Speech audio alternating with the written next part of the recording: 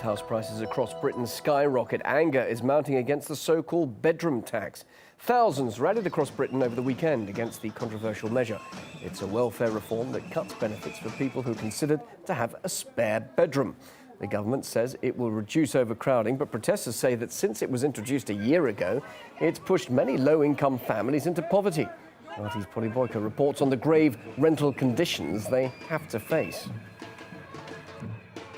With home ownership in the UK at a 25-year low, renting is now the norm for 9.5 million Brits. But an increasing number of tenants at the bottom end of the market talk about rock-bottom conditions as well. Andrew, who asked us not to use his real name, pays £245 a week for this bedsit in London. Why do you want to be anonymous? Because I fear retaliatory eviction. I'm sure if my landlord saw this, he'd evict me. There was a leak upstairs and there was actually mushrooms, real mushrooms, growing where the wall met the ceiling.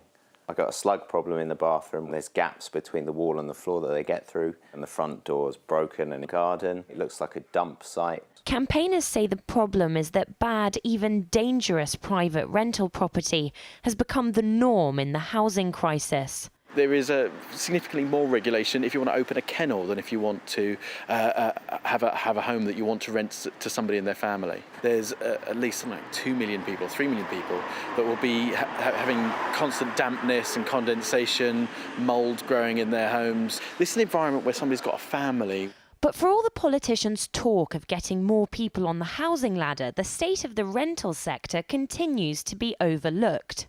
That may be because 1/3 of MPs are themselves buy-to-let landlords. It's one of the most unfortunate things of the British political system that we've partly paid MPs in terms of housing rather than paying them so much in terms of salaries. And it means that housing's a real blind spot for members of Parliament. They don't have personal problems of housing. As affordable rental accommodation becomes increasingly scarce in London, it's pushing some low earners into rather more unusual dwellings.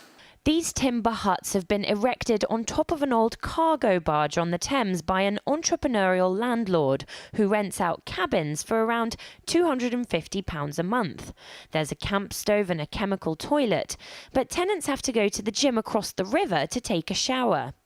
In other areas of London, there are reports of up to 60,000 people living in makeshift accommodation such as garden sheds. When you've got a completely unfettered, unregulated market, there are very few checks in place. What we've got is a system where letting agents and landlords, bad letting agents and landlords are getting rich off the housing crisis. 10 years ago, the private rented sector was a minor part of the housing market. But now that it's a necessity for so many of those that have been priced out of buying, campaigners say that greater regulation is long overdue. Polly Boiko, RT, London.